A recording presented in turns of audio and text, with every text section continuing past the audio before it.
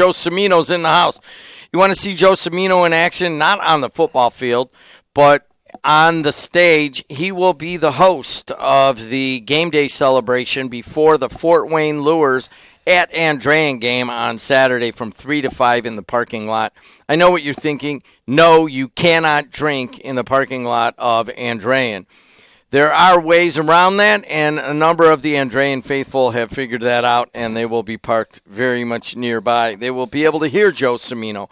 Cimino, and can we do a test here? Hi, how are you? Good. How are you? Good enough. Good enough. I want to remind people, 3 to 5. We also have a number of games Friday night. You can watch the games now on the Times website. We have partnered with them on the NCC network. Here with us right now is our congressman from the 1st District of Northwest Indiana, Frank Mrvan. Thanks for coming in. Thank you for having me, Jed. Good morning to the region. Good morning to WJOB. It's great to be here. I'm coming off of 2 town forums, one in Portage, one in Highland yesterday, and we've been out in the community. We've been in front of people, and I'm just glad to be here today. You know, I'm glad you brought up Portage.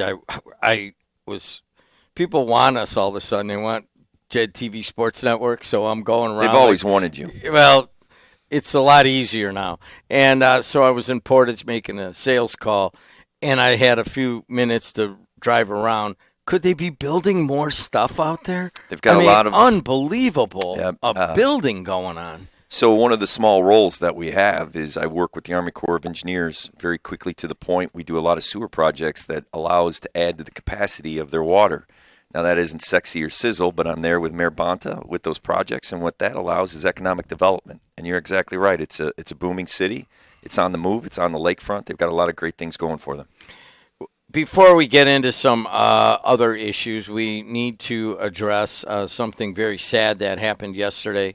And it's just, I mean, we all kind of know, sitting in our place of worship, it's almost impossible to even talk about this, but 17 people shot, most of them children, and 2 kids killed. A person evidently just came up to the side and shot into the church. If you're listening to this on down the line, you'll remember it, but it happened on Wednesday, August 27th. What do you have to say about it? It's a horrific mass shooting in our country. My heart goes out, of course, to the families and prayers for strength and grace and for children. So the next level, very quickly, your life experiences.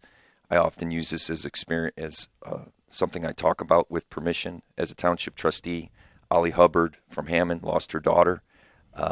We communicated, and I had stayed with her through that whole process. And that story was a young girl. There was a shooting on the block, a gang shooting. Then the next day there was a memorial. She was sitting on a porch, and a retaliation. Gang members shot into a crowd during the memorial, and she gathered up 4 small children, pushed them into the house, and a 16-year-old girl who went to Hammond High, who beat cancer, who was her mother's pride and joy, lost her life. And that carries with me. That's why I've consistently been an advocate for gun safety and have a record to do that.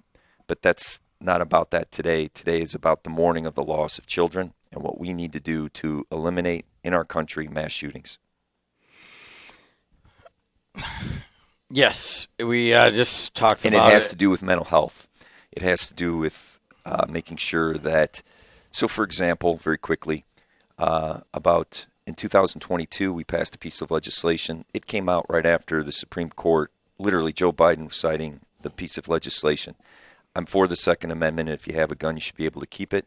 But what that law did, if you go back in time, if you remember Las Vegas, there was a shooter who got off injured 500 people in a 10-minute period of time. And the police didn't even have an opportunity to respond because of the amount of artillery or weaponry that was being fired upon them. And so there was a piece of legislation that the first time in 35 years for gun safety that we were able to pass. And it had to do with the mental side. If a judge declared someone was mentally in harm to others or to themselves, they weren't allowed a gun. If that bump stock that allowed someone to have open fire and bullets that injured and killed people, 500 in Las Vegas, that was illegal. And so weapons of mass destruction or weapons of war, I don't believe we should have. Now, this particular instance, what I want to say is there is mental health. There are ways, hopefully, in the future that we can come together in a bipartisan way that doesn't limit the Second Amendment, but make sure that we're safe in our places of worship, in our schools, and throughout the United States, our country, and here in Lake County and LaPorte County and Porter County.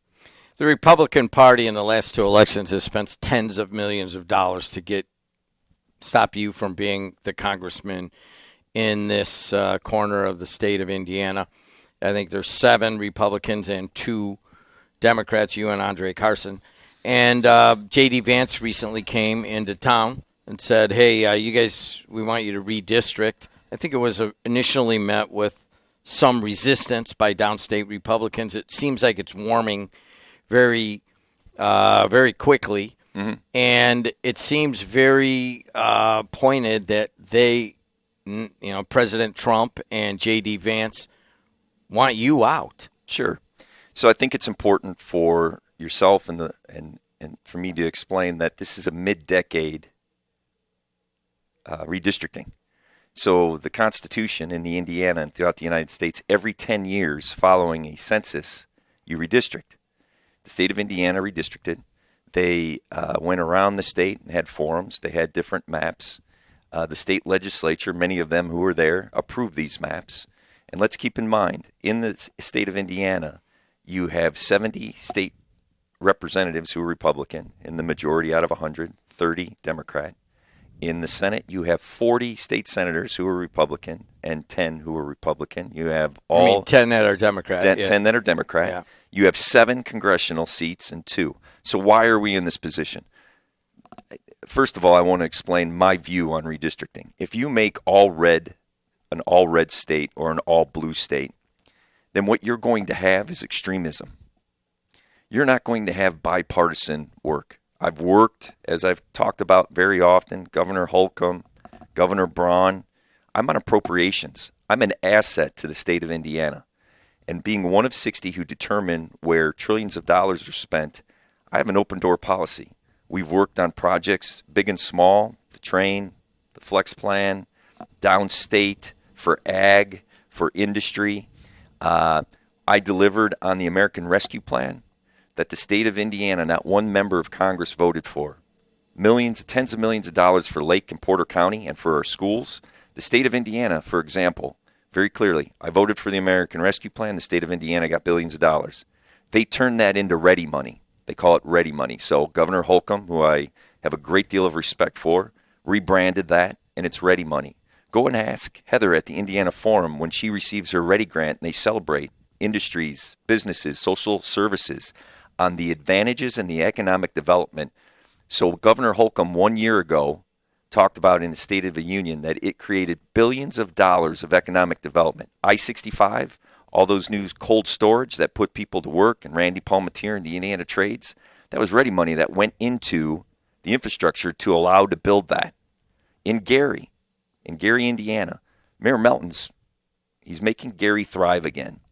But there is a project that is the YMCA, the Tolleson Project. $10 million is coming from the city. That's American Rescue Plan dollars. $10 million is coming from the private industry with Dean and Barbara White Foundation, which everyone is very grateful for. And then $10 million of that is coming from ready money. So you're going to have a YMCA in the city of Gary. What does that do? That adds to the quality of life for senior citizens. It adds nutrition. It adds child care on a sliding scale for parents who are working to make it affordable. It brings a Boys and Girls Club. So what I'm telling you is I am an asset to not only Northwest Indiana, but to Indiana to work in a bipartisan way. And I can talk about example after example of example working with the senators and members of this delegation of getting things done. And if you take that away, they are not, the Republicans and the Democrats aren't going to be in the majority all the time. So if you create all blue states and all red states, does that mean when the administration changes or the pendulum swings that you're not going to get your fair share? It's nonsensical. And what else it's going to do wherever I go, people talk about reaching across the aisle. First, they say, how do you handle the craziness and the chaos? Secondly, they say, give me an example so I have hope of opportunities that you worked across the aisle. Tell me it's not as crazy as what I see on TV. And so redistricting, if you have an all-red state, you're going to, in an all-blue state, you're going to create extremism. You're going to get extremists because they're going to know they're in a safe district. I have to, by the nature of my district, reach across the aisle and work in a bipartisan way in the state of Indiana. That all seems very logical, but I think you were driving in and I had 4 or 5 callers that were not logical at times and very passionate about anything Democrat. Then they just want to attack it. And it seems, looking at it from the cheap seats, that it's almost personal. And they are really coming. It's not personal. It's about power. Right. They come at me because it's about power. They're coming at you, and you could feel that. Right. Of course. Well, I mean, as you mentioned, time and time and time again, they have done their very best to win this district. And you've talked about the tens of millions of dollars of resources that pulled into it. So I do my very best to connect into it. So now let's go to the next level. You say it's personal. I just said it's power. I say it's economic. The big, beautiful bill, right? Cut Medicaid, cut Medicare. Let me work through that ecosystem. What I will tell you is Donald Trump can read a poll. And let's not say that it's only me. He called Texas. That's what started this wave. He called Texas to say, give me 5 more seats. So mid-decade, which is unheard of, right? Every 10 years you change the census. In Indiana, the Constitution says shall follow a census to redistrict. Now, so I say it's economical, and let me go through that. So with the cut of Medicare and Medicaid, because of the big, beautiful bill, let me explain what that did. It cut SNAP funding, which is nutrition, food for women and children. It cut Medicare and Medicaid. So what does that mean to the people who are listening and on the radio here? When you cut Medicare and Medicaid, one, you're going to have senior citizens who are at risk. Yesterday, small business owners who are on the HIP plan or CHIP or the Affordable Care Act, they backdoored that and they cut the Affordable Care Act where their rates are going to go up tremendously over the next couple of years, and they're going to have limit to access. Those are small business owners. Those are entrepreneurs who use the Affordable Care Act. But because it was by a different administration, this administration cut that funding. You cut Medicare and Medicaid, you're going to have, they're a federally qualified health center, North Shore, other ones, regional, they're all throughout the area. I met them in a forum. What you're going to have with the economy is there's people who have high deductible, employed people, $7,000, $8,000 that go to these places, these federally qualified health centers that serve people on a sliding scale. That's going to be eliminated because the Medicare and Medicaid patients who usually come in aren't going to come in because the pie is going to get smaller. Economically, you have Powers Health, you have Franciscan. They're the largest employers in Northwest Indiana. If they have less of a pie, they're going to start letting people go. You need to keep that in mind. And also, there's going to be less access. You're going to have more people in emergency rooms, and you're going to have less employees. So everyone's going to have less access to health care. And why did they do this? They did this to be able to create a tax cut for the most wealthy and also big corporations that go on forever. Those tax cuts go on forever. The two political hooks that I would have voted for if they were single is no tax on overtime and no tax on tips. You know what happens, Jim? In 2028, that gets eliminated. Those advantages get eliminated, the working class. So for the first time, you have a big piece of legislation, and we could talk about energy, that literally punishes the working class and the most vulnerable populations and rewards the wealthy. So economics, right? I'm still sticking to economics. Yesterday, 2 days ago, I went to the Herr farm, Jody Herr. This will be right up your alley. It's an old farm in Munster. Because I used to go smoke weed there? All right, but go ahead. What you do on your time, of course, okay, go ahead, is your interests. Yes, so the Herr farm. It was a Munster farm. They're in Lowell now. Jody, 4th generation. They told me, the Farm Bureau, which I am connected to, we talked about economics. Let me walk people through this. First of all, because of tariffs, a tariff war, his input costs, fertilizer, nitrogen, and insecticides have gone up by 40%. He grows watermelons, peppers, all kinds of different things. He sells to wholesalers who sell to Van Til's and to local areas. That 40% cost is passed along to places like Bill's Produce, who passes that along onto the retailer, who passes that tariff onto the consumer. Tariffs are a tax on people. That's not magical money coming in from other countries. Tariffs are on consumers. So, of course, I am for strategic tariffs for the steel industry. We've talked about that till I'm blue in the face. And we need to get to that. Section so you 232. need to sum this up. I am summing it up. Yeah. He's afraid of what he's running from the American voters and trying to create his own districts in blue and red states, the President of the United States. So it's economical. He's reading the data. He fired the guy that gave him a bad job, or a person who gave him a bad jobs report. What if you went to your advertisers and said, I didn't like the ratings that I got, so I fired that person. This is what I think it should be.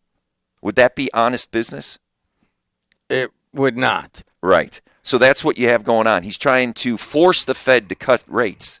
The Fed independently has done that. Why is he doing that? Because the data's bad. Everywhere I go, Jim, businesses, large and small, talk about uncertainty, and they can't forecast because of the tariff war.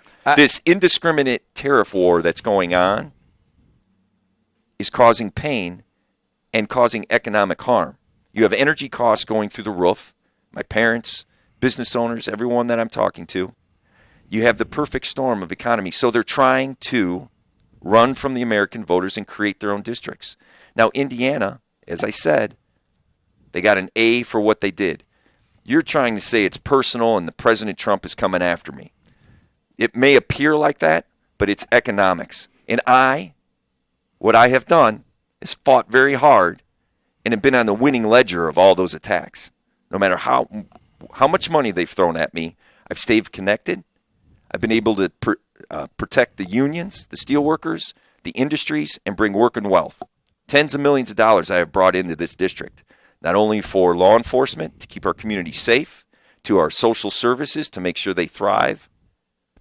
So I'm doing my job. And if they want to come at me, we will continue to work hard, and we will continue to do whatever it takes to make sure that the voices that I represent here in Northwest Indiana don't get diluted. All right, so there's plenty to criticize right now, especially the tax cuts for the wealthy, and I would say cutting I'm pointing it out more than I'm pointing it out. out. But there are plenty of issues that are going on. But one of the main criticisms of your party, perhaps not you directly, is that you don't provide an alternative.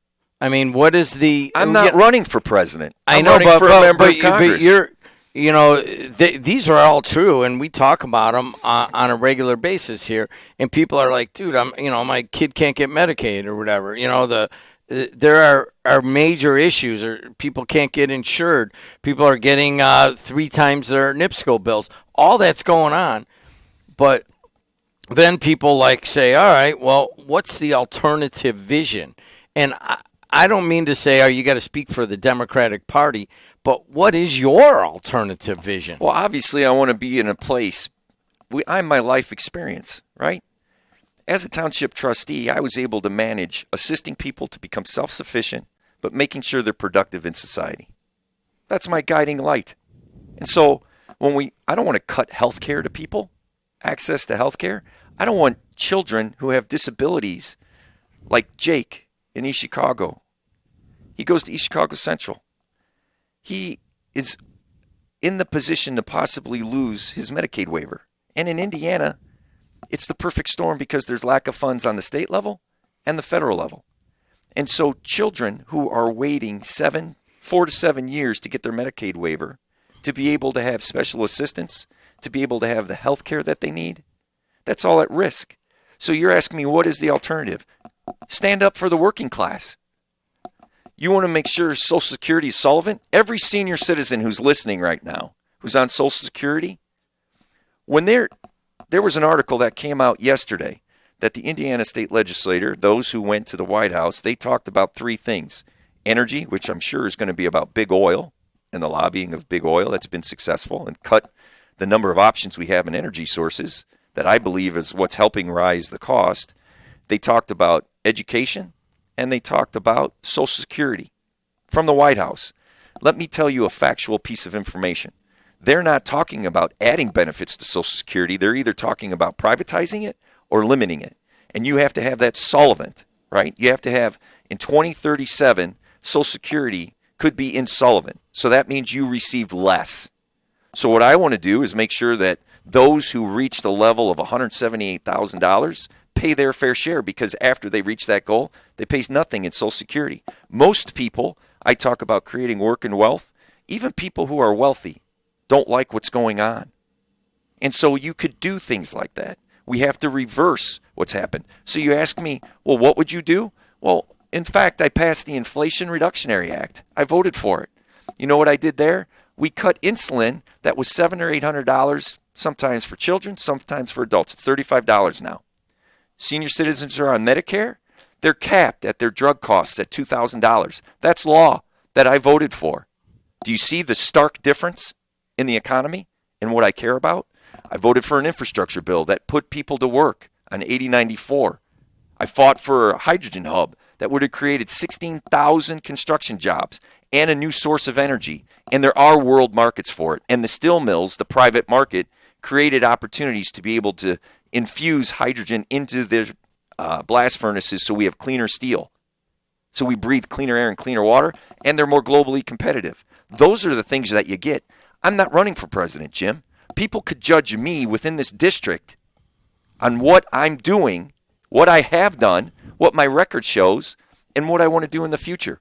I want to create jobs. I want to create stability in our economy so you as a business owner can forecast. So that small manufacturer in Valparaiso that ships things all around the world and has things coming in from all around the world can be able to forecast what their business is going to be like. So I tell the story on this regularly that I have played basketball with you. Yes. And you're pretty much a gentleman outside of the basketball court. And then you get onto the basketball court and you're slightly deranged and kind of mean and you knock people over. You did that as a high school basketball player. And a lot of times people don't really believe that, but I've seen it. And I've seen a side of you that is just ready to pounce at any moment. You see that side coming out of Gavin Newsom right now in California. You see that coming out of some Democratic leaders that are just like, hey, man, I got this club in my bag and I'm going to use it right now. I have not seen you really use it that much in the political arena, but I know that club is in your bag. That skill, that meanness is there. Are you prepared to use it? So first and foremost, you should ask, how did I get there in basketball and competitiveness? You grew up. So on the courts in Griffith on Broadway, right? Yeah. I would go play on the courts in Broadway. I played in a summer league at Roosevelt High School. I played at the YMCA in the 6 foot and under league. Don't ask me how I got in. Denny Chirilla, who calls you and you have great conversations, he threw me around. He's 6 years older than me. He threw me around and put elbows in my chest from 12 to 16 years old. That's how the game was played. Now, if you're asking me if I'm going to play dirty, no. But what I am going to do is I'm going to stand up and fight for the people of my community. And so it's a matter of what degree you need to do that. I'm not going to be a national figure.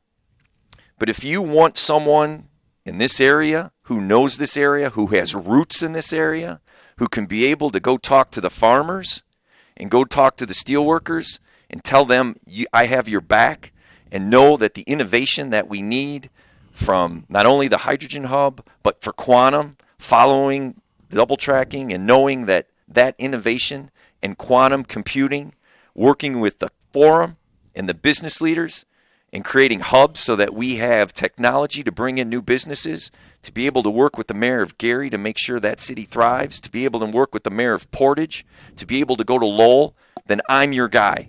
And it's not about me being the only answer. I'm never going to be a national voice. Our district doesn't come to me and say, and I'm connected, hey, we need you to step up and be a national voice. The more memes you have on social media, the better off you'll be. That's not my field.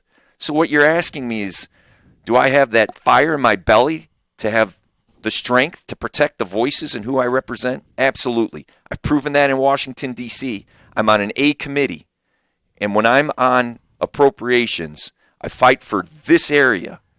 And I'm not skewed by what's going on. All politics is local, Jim. I'm not looking for a national platform. I'm not running for president. Cimino, let's just take a couple quick questions. They got to do their question and they got to hang up.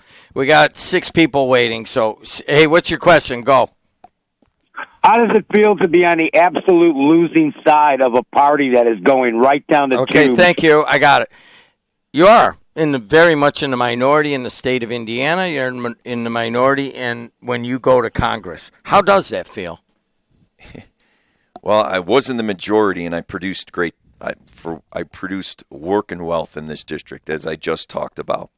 So I don't have this overlooming cloud. You have this caller has his opinions. God bless him. And ultimately, what I'm telling you is, as I'm out and about, people are very concerned about the economy and the uncertainty that exists. People want to know why their NIPSCO bills have gone up 45%. My parents, business owners, people want to know why they can't forecast in businesses and that they're losing jobs. Northwest Indiana Times is a partner with you, correct? Yes. They are They are a third-party validator. 4 days ago, they showed that the Lake County unemployment rates are going up. Indexes are going up. People aren't talking to me about, you're a Democrat, you're a Republican, what's going to go on? And I get that it's news, and I get that it is going to change the landscape of politics. I just did 2 town forums. I've been out and about. The farmers want to know what I'm going to do about input costs. The farmers want to know what I'm going to do about H-2A visas because they can't get workers in the field, so then that holds up their productivity. There were 1,600 different visas of people who came over from other countries who pick our food. So you want to know why groceries are going up? Start there. It's the economy. Clinton said it a long time ago. It's the economy, stupid. It's not about blue and red and the passion that this guy calls in on about trying to make me feel like, oh, you're doomed. No, I'm not. I'm challenged, as our whole country is, as most people who came to my forum are. And so I'm going to throw elbows, and I'm going to make sure that I stand up for the voices that represent this area, the working class. Hey, one more. Let's keep it going. Your former job as North Township trustee is up next, and we got to move it. You got a question? Do it. Let's call it for what it is. Just you got a question. That's all you get. Go. Okay. We are benefiting from failed Illinois policies. That's the majority of the growth that's happening in Northwest Indiana. You could try to take. All right. You could do this. Next question. You guys, I give you all the time in the world to say all these opinions. I asked just for a question. Follow the directions. Go ahead. Question. Go ahead. With violent crime spilling over to Indiana residents on a daily basis from Chicago, do you think the National Guard or extra security on the streets of Chicago, or the region for that matter, would help reduce crime here in the region since our police are shorthanded? Good question. Excellent question, and thanks for following directions. So, consistently and concisely, as I've talked about, I brought in community-funded projects. 435 members of Congress fight and compete for those types of dollars. One of the things that I feel I've been successful on, we'll start with the town of Munster. We were able to bring them resources so that they can have new radios and computers in their cars. In the city of Gary, we were able to get them license plate readers and technology, and they have a crime center working with the administration. Those license plate readers are basically eyes where police can't be. They're an example of what happened in 8094, probably about 4 years ago. Immediately after a license plate reader was placed, there was a road rage shooting. Someone shot into a semi-truck. That vehicle was apprehended, and that suspect was apprehended 6 hours later. I have brought in Porter County resources. I have worked with East Chicago, Gary, Maryville, Munster, many public safety officials to bring in resources to make sure our communities are safe. His question was directly, what do you think about bringing in the National Guard? What I think and I believe in is states' rights. What I think and I believe in is if you can bring in federal resources to stop crime everywhere in the United States, come join me in bringing resources. That's what I'm doing. I want to live in a safe community. I want my children to be safe. I want the individual who called. And it's not that I'm talking about it. I've proven that I've done it. For 2025 funding, for 2026, I've got about $3 million to different law enforcement agencies for upgraded radio so they can communicate. So when they're in the schools and when they're in situations, they have proper technology that they can communicate so our whole communities are safer. Please talk to the chief of Maryville. We were able to upgrade their radio systems because they were failing when they were in schools. And so I'm putting my money where my mouth is and delivering for Northwest Indiana when it comes to public safety. One more. Go ahead. Quick question. Hey, you got a question. What is it? I got a comment. I certainly want to thank you. No, you got a question. You got a question. Go. He's already answered all my questions. Okay. All right. Thank you. Hey, guys, we're going to end it right there. We have the North Township Show of that follows this. It used to be Frank Mrvan Show. Now it's Adrian Santos. And final comment. Final comment, I think, is the theme. All politics are local. I have delivered. I've stood up for our voices. I have data or outcomes that show that. There are bigger battles to fight than politics and national politics around the country. And what I'm doing here in Northwest Indiana is I'm standing up for the working class. I'm standing up for those seniors that showed up yesterday that are afraid about their health care access. And I'm delivering resources. And I'm working with the farmers, the business community, unions, non-unions, and workers. And so this is about the economy. And I'm going to do everything that I possibly can. I'm on, as I talked about, on appropriations. It's a select committee. I'm on energy and water. It's my job to be able to find alternatives and solutions to the energy crisis that we have. We're always going to need new energies. And so I'm looking for the opportunity in Northwest Indiana and the state of Indiana to make sure we're driving down energy costs. And so here we are today. I think what I want people to know is that I am Frank Mrvan. I have been challenged in many competitive races, but I have been victorious because people believe that if we work together and you still work across the aisle and you give examples of bipartisanship, that people want people who will be in the middle of the road and find solutions, not Democrat or Republican solutions.